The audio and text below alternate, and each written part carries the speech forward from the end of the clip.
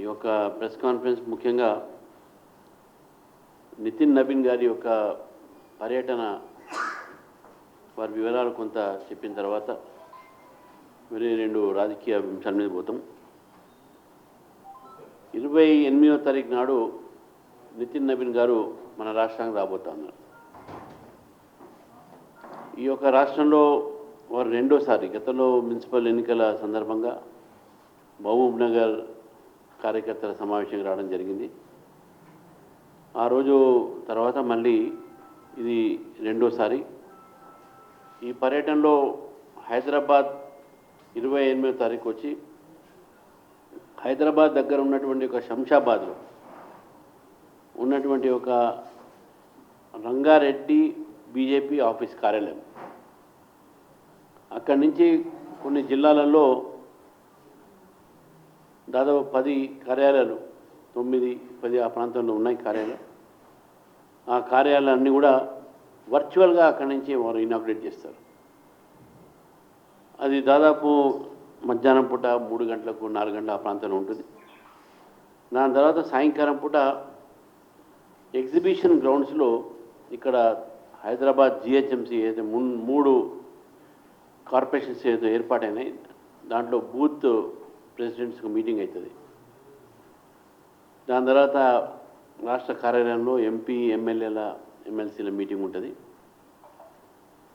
అనంతరం భోజనం తర్వాత next day VBIT campus engineering college విద్యార్థులతో కాన్క్లేవ్,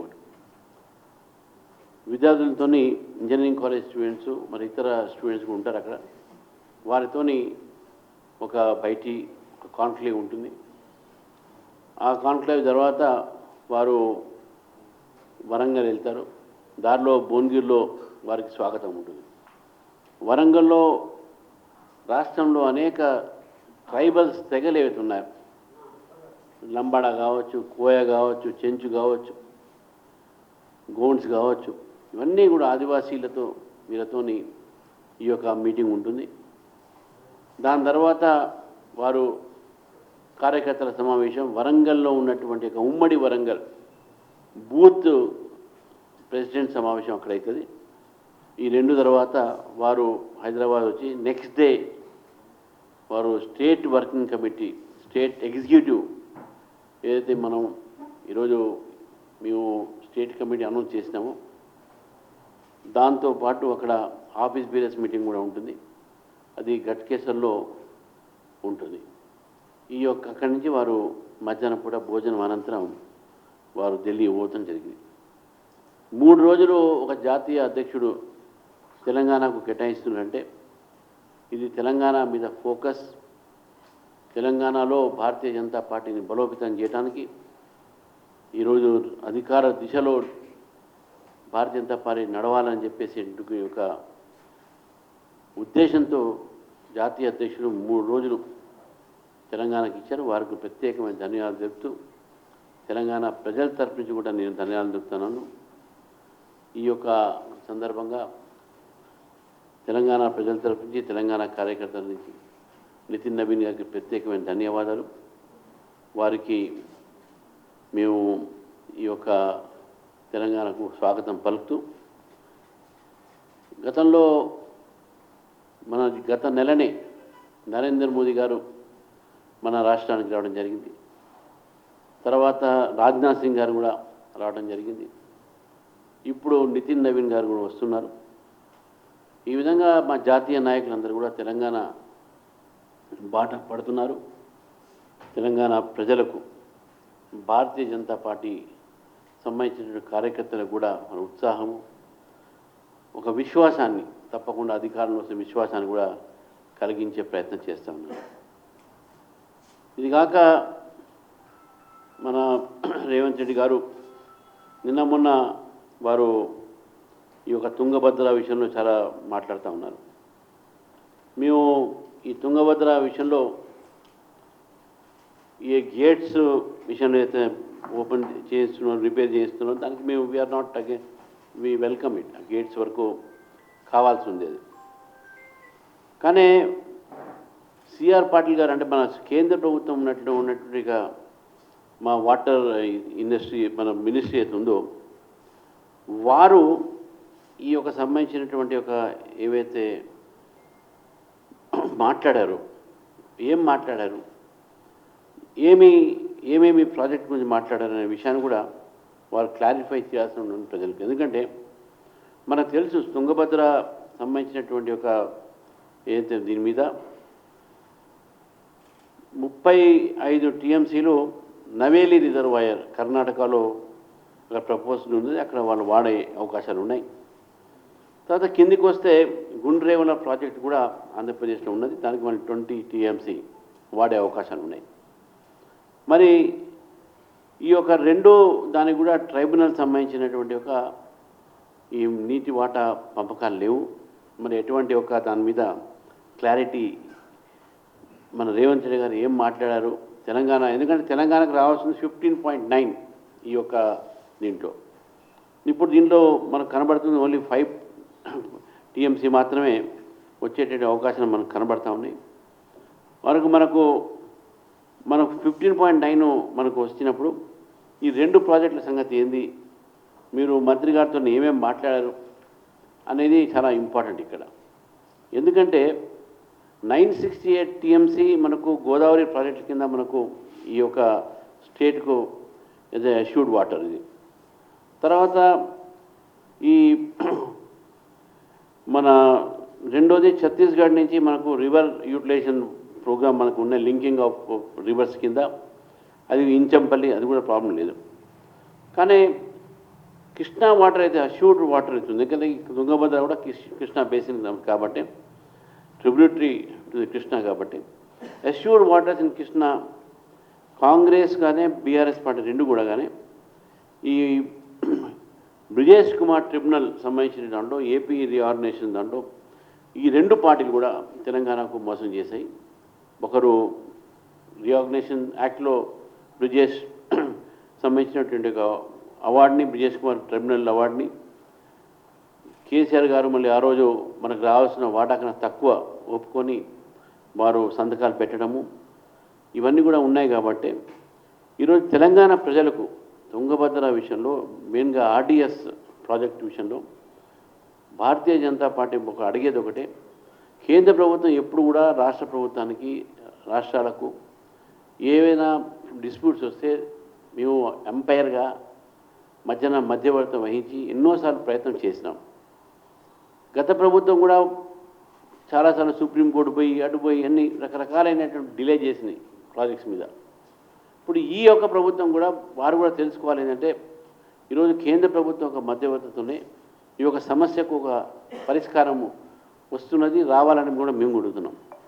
కానీ రేవంత్ రెడ్డి గారు లోపల పోయి సిఆర్ పాటిల్ గారితో ఏం మాట్లాడారు, మినిస్టర్ మిగతా ఎందుకు బయటికి పెట్టారు, రాష్ట్రానికి వచ్చేటటువంటి వాటాలు మనకు వస్తున్నాయా, ఈ రెండు ప్రాజెక్టులు నెవేలి ప్రాజెక్టులకు మళ్ళీ అవన్నీ కూడా దాని విషయంలో ఏం మాట్లాడారు, ఇదంతా కూడా తెలంగాణ ప్రజలకు స్పష్టం చేయాల్సిన బాధ్యత రేవంత్ రెడ్డి గారిని చెప్పి మీకు తెలియజేస్తూ, మరి నిన్న మొన్న మనం చూస్తూ ఉన్నాం ఎస్ఐఆర్ సందర్భంగా కొన్ని స్టేట్మెంట్లు ముఖ్యంగా ఓవైసీ మాట్లాడడం జరిగింది. బీజేపీ ఐడి కార్డు ఉంటేనే ఉంటుందా, పాస్పోర్ట్ చెల్లదా అని చెప్పి. పాస్పోర్ట్ చెల్లుతుందా అనే విషయం ఇప్పుడు కాలేదు. పాస్పోర్ట్ అనేది ఇది సిటిజన్స్ సంబంధించిన కాదు, ఇది ట్రావెల్ డాక్యుమెంట్ అని అనడం జరిగింది. And it is established fact. 2013లో బాంబే హైకోర్టు కూడా 2013 బాంబే హైకోర్టు జడ్జిమెంట్ ఏంటంటే passport is a travel document, it is not proof of your citizenship, it is not a conclusive proof of citizenship. ఎందుకంటే దలాయి లామా కూడా yellow passport ఉంది మన ఇండియాది, but Dalai Lama is not our Indian citizen. ఇక్కడ మనం గుర్తుపెట్టుకోవాలి, Indian citizenship passport can be obtained by any person who is staying in India, but he may not be Indian citizen అనే దాంట్లో 2013 Bombay high court ఇచ్చింది. So కాబట్టి passport issued under 1967 act కింద section 20 of the Passport Act empowers central government public interest to issue passport even to a person who is not a citizen. Act section 20 కింద 1967 passport act కింద a passport empowers central government in public interest to issue a passport even to a person who is not a citizen of India. కాబట్టి ఈ wording దీంట్లో ఉండేది కాబట్టి this cannot be a conclusive proof of a citizenship. It is only a travel document. దీని మీద MEA చెప్తే Majlis party కానీ వేరే పార్టీ కాంగ్రెస్ పార్టీ కానీ అంటే వీళ్ళకి బీజేపీ కార్డు కావాలని చెప్పి మేము అడిగేది ఒకటే, రేపు జరగబోయేటటువంటి ఎస్ఐఆర్లో మీకు ఆధారాలు చూపెట్టిన ఆధార్ కార్డు, రేషన్ కార్డు, మన డ్రైవింగ్ లైసెన్స్ ఇట్లా 12 ఉన్నాయి. Passport also one of the that. Passport మీరు తీసుకోవాలని ఎక్కడ కూడా ఎలక్షన్ కమిషన్ చెప్పలేదు. కానీ మజ్లిస్ పార్టీ ఈరోజు ప్రజలకు తప్పు సమాచారం ఇస్తూ ఉన్నారు. పాస్పోర్ట్ అనేది it's a document of a travel document. దాన్ని ఈరోజు ఇష్యూ చేసి అదేదో బీజేపీ వీళ్ళని పంపిస్తుంది, వీళ్ళ సిటిజన్షిప్ క్యాన్సిల్ చేస్తుంది. మళ్ళీ citizenship amendment act, national NRC, national register of citizens, ఇవన్నీ కూడా డిఫరెంట్ సబ్జెక్ట్. దానికి దీనికి ముడిపెట్టి అప్పుడు సిఏఏ యాక్ట్ అమెండ్మెంట్ అయినప్పుడు ఏ విధంగా అయితే పోలరైజ్ చేశారు మొత్తం సొసైటీని ఇద్దరు కాంగ్రెస్ పార్టీ మజ్లిస్ పార్టీ కలిసి, ఆ ప్రయత్నం ఇప్పుడు చేసే ప్రయత్నం చేస్తూ ఉన్నారు. Same thing they are playing the drama. So నేను ఇద్దరి యొక్క పార్టీస్ని కోరుతా ఉన్నాను. ముఖ్యంగా ఈవెన్ బీఆర్ఎస్ దాని మీద మాట్లాడేది కానీ వాళ్ళు కూడా తప్పుడు ప్రచారాలు చేస్తూ ఉన్నారు. ఇద్దరు పార్టీలను కోరుతా ఉన్నాను, don't try to mislead the people. చట్టం బీజేపీ ప్రభుత్వం ఏది మాట్లాడితే దాన్ని మీరు వాళ్ళకు వ్యతిరేకం, వీళ్ళ ఓటు తీస్తున్నారు, వాళ్ళకి తీసేస్తారు అనేట్టుగా ఇది పొరపాటైనటువంటి ఆలోచన మీది. మీరు సిఏఏ తెచ్చింది ఎవరు పేర్లు చేయడం కాదు, సిటిజన్షిప్ చేయడం కాదు, అది అమెండ్మెంట్. 2-3 ప్రొవిజన్స్ చేసాం. ఈరోజు పాస్పోర్ట్ యాక్ట్ తెచ్చింది మేము కాదు కదా, మా ప్రభుత్వం కాదు కదా. ఈ యాక్ట్స్, ఈ ప్రొవిజన్స్ అని మీ దగ్గర మీరు ప్రభుత్వంలో కూడా ఉన్నాయి. కానీ బీజేపీ ప్రభుత్వం వచ్చేప్పుడు ఇవన్నీ తీసుకొచ్చి మా మీద రుద్దే ప్రయత్నం ఎట్లా చేస్తారు మీరు? ప్రతిదీ కూడా అంతే. ఎస్ఐఆర్ మీ టైంలో జరిగింది, అప్పుడు ఏం మాట్లాడలే. ఇప్పుడు మీది ఇక్కడ మా టైంలో ఎలక్షన్ కమిషన్ తీసుకొస్తే దాని మీద కూడా రభస చేస్తున్నాను. కాబట్టి నేను ఓవైసీ గారు చెప్తున్నాను, మీరు చట్టం చదవండి, మీరు కూడా బ్యారిస్టరు, చదువుకొని లా చదివిన వాళ్ళు, తెలిసిన వారు.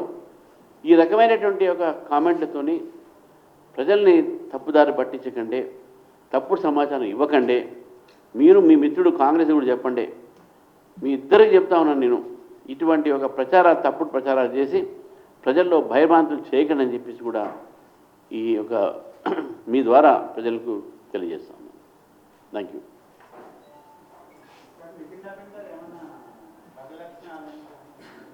ఇంకా అది ఏ ఆలయం పోతారు ఏంది అంత మా ప్రజా ఆలయం మాత్రం కంపల్సరీ ఉంటుంది.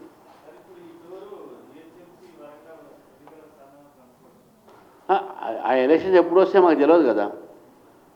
ఎలక్షన్స్ పెట్టినప్పుడు డెఫినెట్గా మా కార్యకర్తలు అప్పుడు తయారవుతారు. ఇది మా ఒక సంస్థాగతమైనటువంటి ఒక బలోపేతానికి ఈరోజు వారు వస్తున్నారు. ఎలక్షన్స్కు దీనికి సంబంధం లేదు. ఒకవేళ ఎలక్షన్స్ వస్తే తర్వాత సంగతి రావాలి. కానీ ఇది ఎలక్షన్ టూర్ కాదు, ఇది కార్యకర్తల్ని కలవడానికి, తెలంగాణ ప్రజలని ఈరోజు ఇక్కడ దగ్గర కావడానికి ఈ యొక్క పర్యటన. Thank you.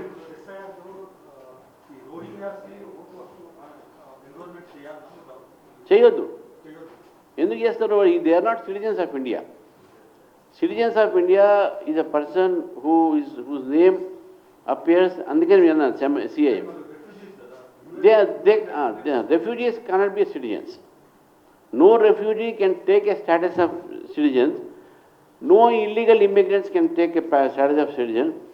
Migrants who are coming from other countries, especially Afghanistan, Bangladesh and Pakistan, they can take citizenship under Citizenship Amendment Act if they have stayed more than some period of 8 years ఉన్నది. దాని ప్రకారము వాళ్ళు they have to apply for it, then they can take citizenship. And that is the process of taking citizenship by the refugees and migrants. All refugees cannot be citizens. All asylum seeking people, because Bangladesh writer Taslima Nazreen and Sami singer Sami Pakistani, what could be given citizenship? There are instances where People come here for asylum and they are being given citizenship under the Citizenship Act. So therefore Rohingyas and Bangladeshis who are illegal refugees here, illegal immigrants here, they are not citizens of this country, and Election Commission of India and People's Representation of People's Act says that only citizen of India can become the voter. Sonia Gandhi Garu, she was not citizen of India in 1983, but she became voter.